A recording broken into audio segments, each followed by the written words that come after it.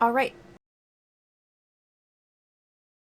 So I saw a lot of these kinds of tweets. I'm not even scratching the surface of the kind of discussion that I saw people having. So I want to show you my response to all of these is like the one thing all of these is the one thing I think I'm really good at is taking like complicated situations and simplifying it. And so that's what I did. I was just like, what is the quick and dirty, easiest way to explain how I'm feeling about seeing literally dozens of posts of developers trying to explain NFTs and why they don't work within the game industry.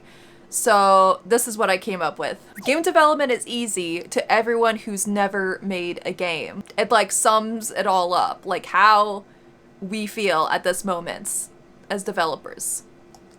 And as you can see, developers are getting it. I think developers are relating with this based off these numbers here. And then I was like, I didn't want to leave it at that. Like I wanted to be a little bit more specific. The fact that I am not just talking about NFTs here. I am talking about a lot of hot takes that I see all the time on Reddit, on YouTube, on Twitter, TikTok. Like there's just hot takes about game development everywhere. And it's just like, they're not even looking at us. They're not even asking us like, is this true? What do you feel about this? It's just kind of like, all right. So the first one is, first it says they want to talk about games without considering the people who actually make them. So that's what I say. Obviously the Mike tweet is first. And then I say, then this guy bought a game, finishes the game, refunded it because it hasn't been 2 hours. I'm sleeping real nice tonight. Now this person's already apologized. Okay, that's cool. But then they ended their apology with, and if you don't like me anymore, that's tough for you. That's like, you're lost for not liking me anymore. And I'm like, ooh, that's just not a good way to apologize.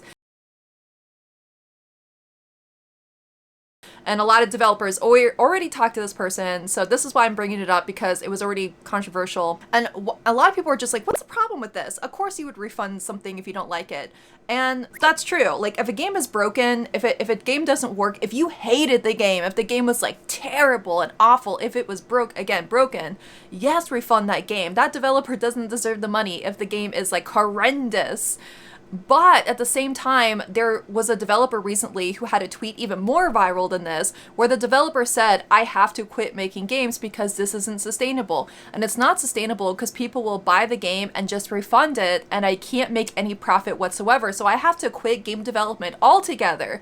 And that's the problem right there. Anyways, so this one, Breath of the Wild, fan is offering $10,000 for multiplayer. Sorry, it's hard to read this without laughing too. And then some people are like, but it's a bounty for a mod. And I'm like, what does that mean?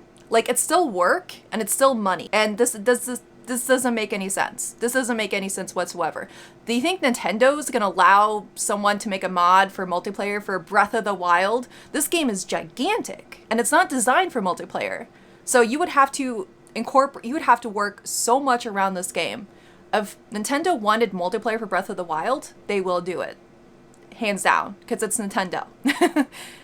Do you know the legalities behind Nintendo, the things that they do to protect their IPs? Oh my goodness, that it just wouldn't fly. I don't know the cost, but it would be millions and millions of dollars.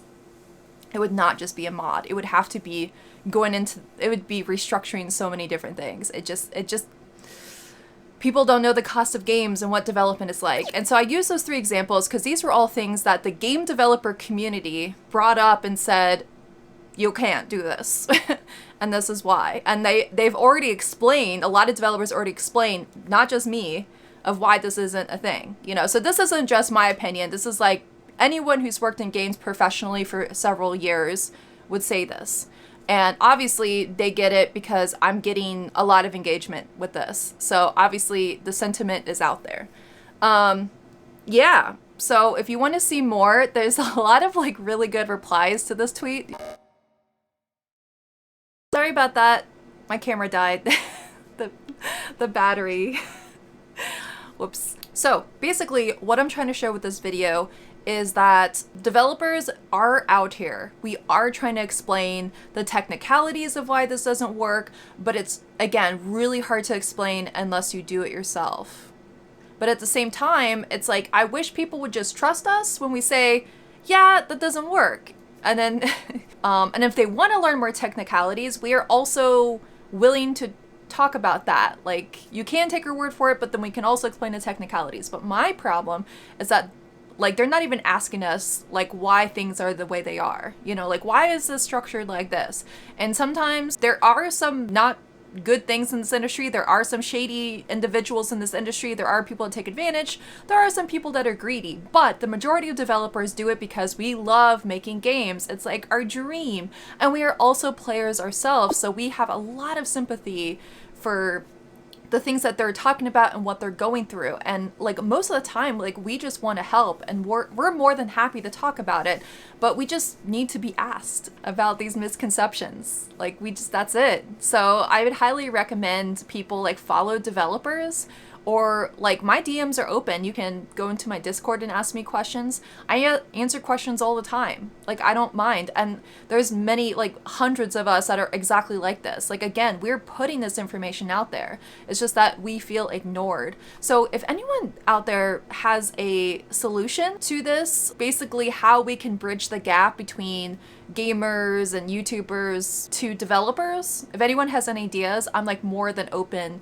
to hearing about this, because I think it's much better that we like kind of like respect each other and take care of each other, and like understand that we all love games and we all want a better industry. We already listened to your feedback. We know what you're thinking. We know what you're saying. Like, developers pay attention to that. Like, we know. We are not ignoring gamers at all. Like, we are you.